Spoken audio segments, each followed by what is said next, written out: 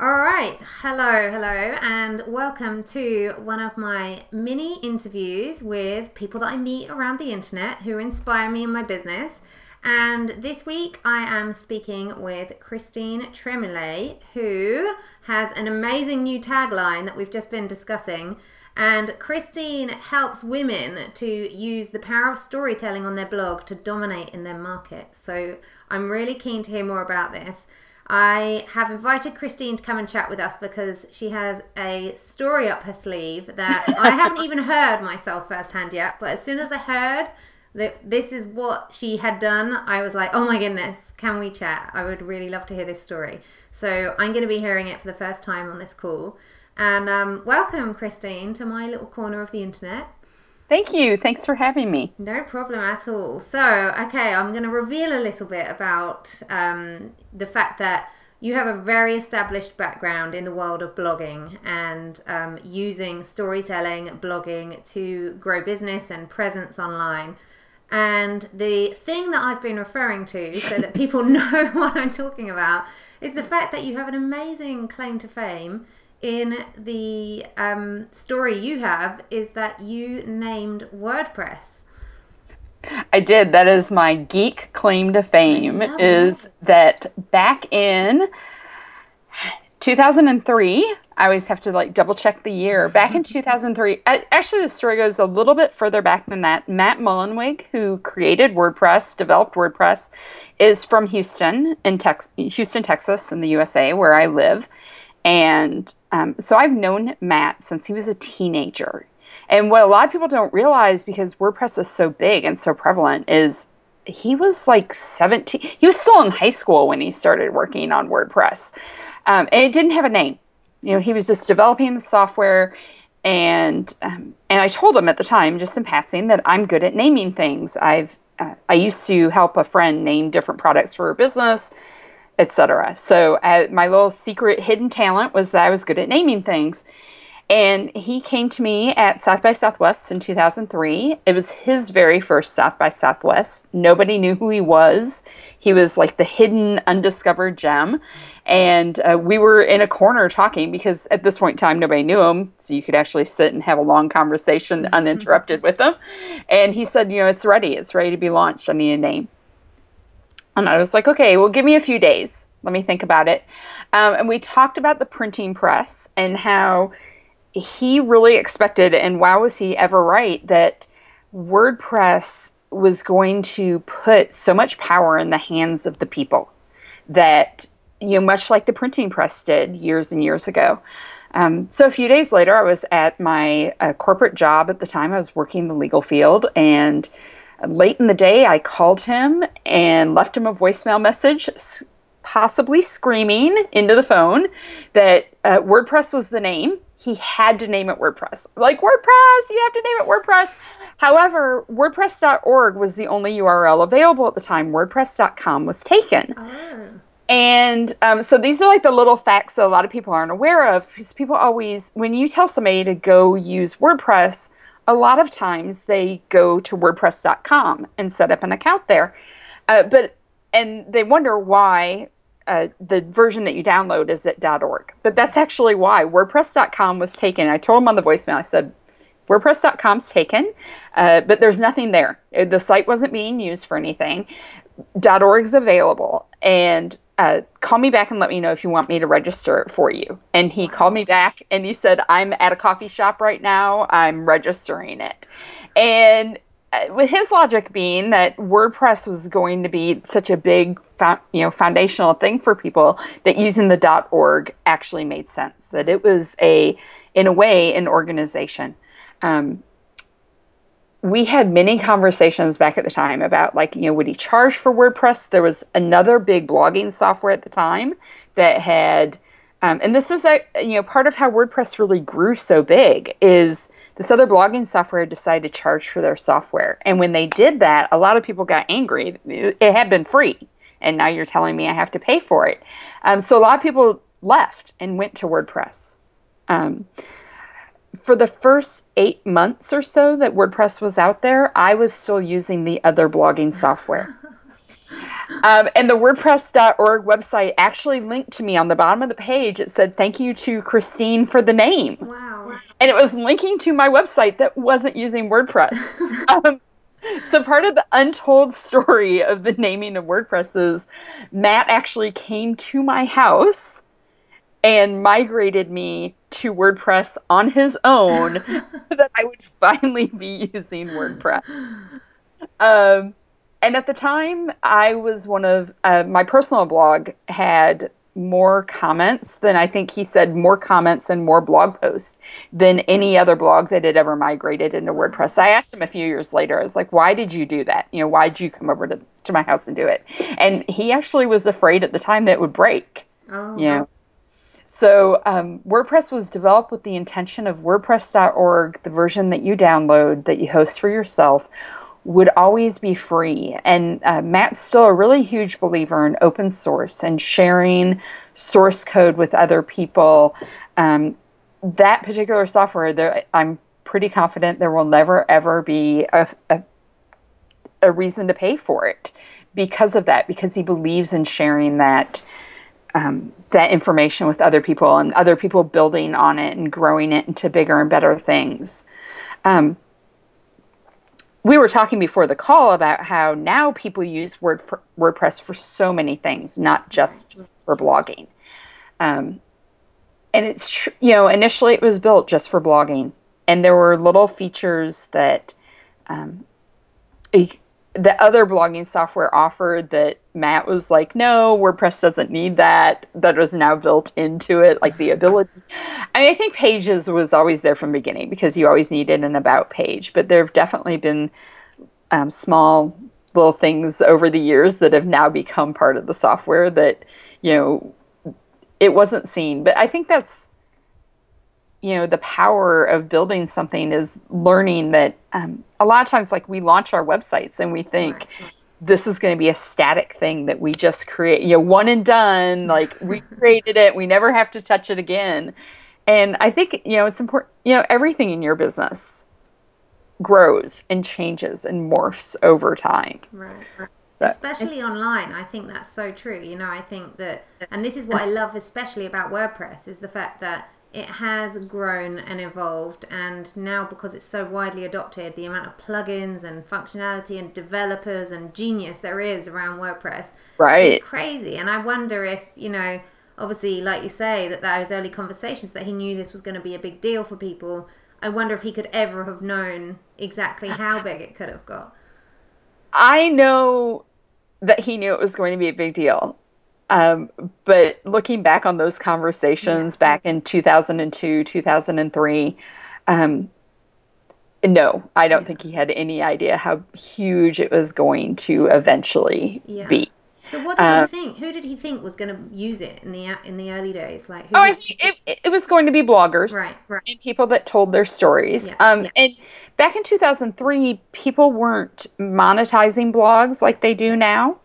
That hadn't really, you know, that came to be in probably 2004, 2005 when people started doing that. And people weren't quite blogging for business yet. So, but there were some large companies that really early on did adopt WordPress. He eventually moved away from Houston to San Francisco, and he took a corporate job initially. I want to say with CNET, and I could be wrong, but he was smart enough to work out in his job arrangement that he kept a certain block of time to continue the development of WordPress as part of his job. And then that was when larger companies started using WordPress to manage the content on their site. So not everybody is you know, I don't know that everybody listening may think of things as, you know, a content management system. That's maybe more something thrown around in the web design field than it is in the blogging field. But that's what it's become, is definitely a content management system to where you can build pages, have static pages, and have a blog all in one place. Absolutely. And I just don't think there's anything else that rivals it. You know, there's lots of other platforms, and there's lots of other great platforms and software and ways that people can build websites or be online. But as far as we're concerned, like, for us developing websites, we used to build using lots of different platforms, and now we have inquiries. We've had quite a few in the last couple of weeks actually, where people have said, "Oh, I've heard of WordPress. I'm thinking I might like to use that, but have you heard of XYZ? And what do you think?" And I'm like, well, actually, we only build exclusively in WordPress, and we've made that decision because it is such a powerful platform, and because it gives the client or the end user that's such great control over their own content. And that's exactly what we need as small business owners. You know, we need our content in our hands, and it's amazing. And that's why when I saw in that Facebook group where you said that you'd named WordPress, I was like, I think the thread was tell us something that people wouldn't know about you, and you said that you'd named WordPress, and I was like, oh, clear the way. Oh my goodness, oh my goodness, oh my goodness. I need to know this story because it's amazing. And one of the great things about WordPress, you know, giving that power to the people, and like you said, I work with people on the storytelling part of their business, and using their blog, because what I found when I launched my photography business, I was a professional photographer for 8 years, and launching my photography business, people would come to my business website, but they'd find my personal blog. Right. And they would show up to meet me and talk to me about the posts that I wrote about where I went for dinner last week, or you know, my trip to the Grand Canyon, or at that point in time, I had traveled a lot actually to London, so my trip over to the UK, and things like they were connecting with me on a personal level, and I realized really quickly, and this is why I think having all of it in one place is so important. You know, everybody wants to go, well, I'm on Facebook and I'm on Pinterest and I have my Twitter account, and isn't that good enough? You know, I'm on Instagram, and that's all great. But I like to think of your blog is the center of your universe, and it's where you should put your evergreen content, your content that you can refer to forever and ever, that 6 months from now, if you want to talk about that topic again, you can. And people, Facebook hides your stuff. I mean, that's just the reality of it. You post something to Facebook, and if it isn't popular enough, Facebook will bury that post. And so somebody new could find your Facebook page, and they can only scroll back so far. They'll probably only read the most recent things. Whereas if they find your blog, you can use WordPress plugins that suggest other posts. You like this post, you might like these posts. They will dig and go through your blog and read additional pages and find additional content and connect with you so much more through your blog. Yeah. You know, so it definitely keeping that as like the center of your universe, the sun in your solar system. Yeah, I totally agree. And especially because, I mean, I speak to some people who have got businesses, especially locally where I live. There isn't that much online. And so a lot of business owners are like, oh, well, I'm promoting stuff on Facebook, so I don't really need a website at the moment. I'm like, oh my goodness, you know, and we talked about this before the call, but like, you know, we don't have control over Facebook or any of, you know, we're using Facebook, but anything else that you create an account for and you go and share your information on, if you're not hosting that yourself, you don't have ownership of it. Anything could happen to any of those platforms. They could go down the drain tomorrow. I know it's unlikely, but it could happen. You could lose your account. And everything's gone. All that hard work, all those people. It can lose popularity. Look at what happened to MySpace. Yeah, right. You know, 7 or 8 years ago, MySpace was the big thing. Now Facebook took over. You know, what's going to be the next big thing? Yeah. Facebook does get blamed a lot. I mean, because Facebook is the one that changes things all the time, randomly, no announcement. But Pinterest did that to a lot of people last year too. Yeah. When they changed to the smart feeds and all of that. So, you know, it changed my experience using Pinterest as an end user. Yeah. And so if I had been really heavily relying on Pinterest, poof, exactly. You know, it's not my game. Going back to the open source mentality of WordPress itself has encouraged so many developers to create amazing code and amazing plugins, things that even 5 or 6 years ago, if I wanted this function to happen on my blog, I had to custom create it and I had to pay a programmer to, hey, can you build this function in PHP for me? Right. And now almost anything you can imagine, hey, there's a plugin for that. Yeah. And not all plugins are free, but the majority of them are. Yeah.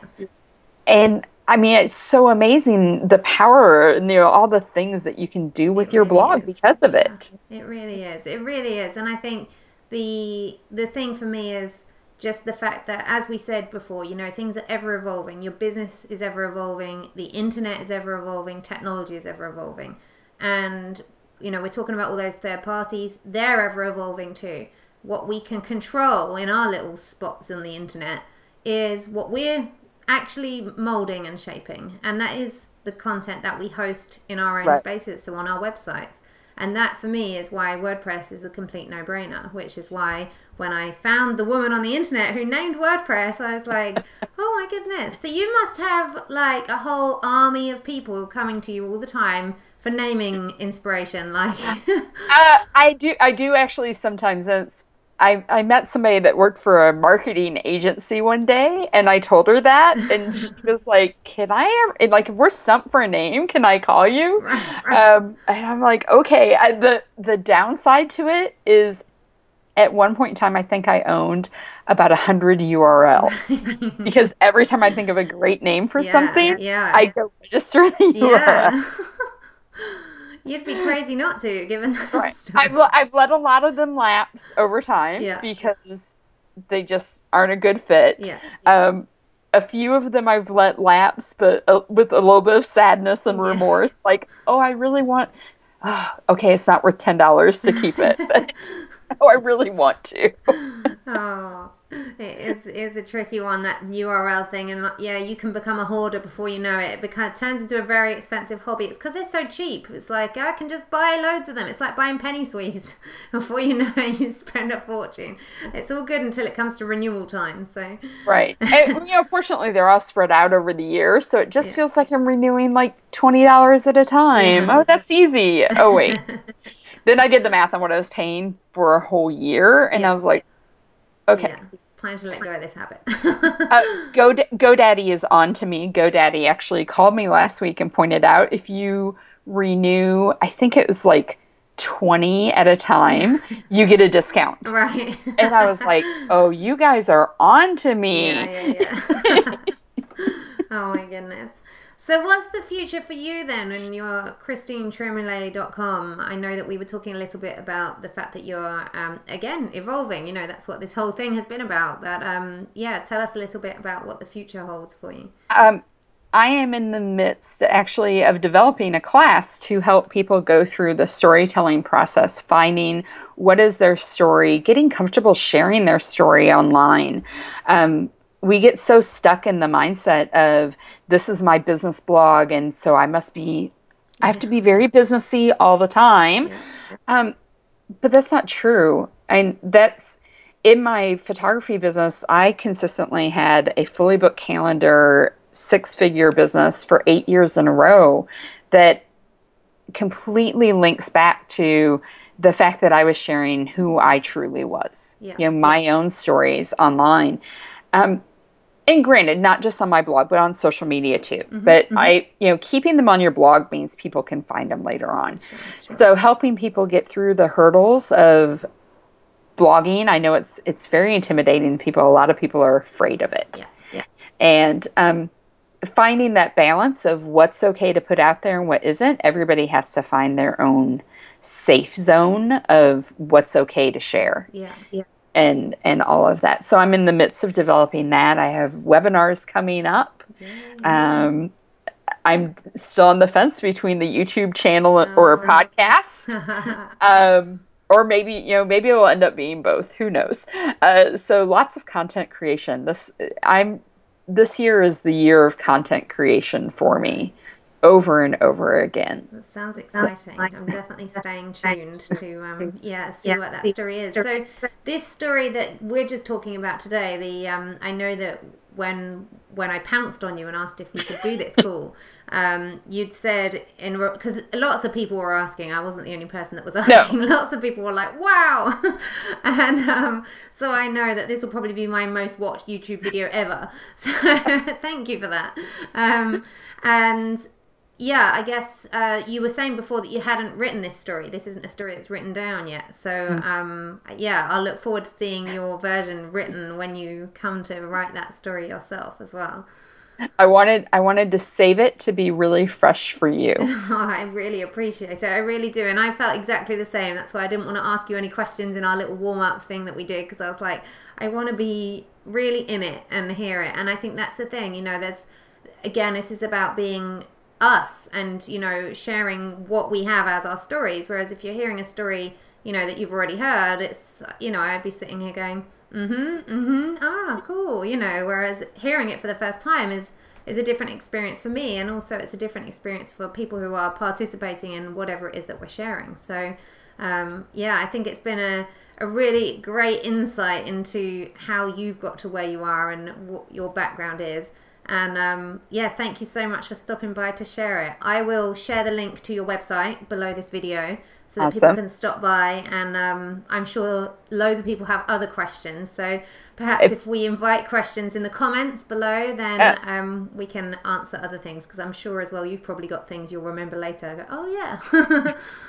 Definitely. But yeah, no, I love answering questions, so not a problem at all. Please ask away. Fantastic. Well, thank you so much for your time today, and yeah, I will look forward to doing this again when we're a year down the line and you have all your new evolution under your belt and more stories to tell.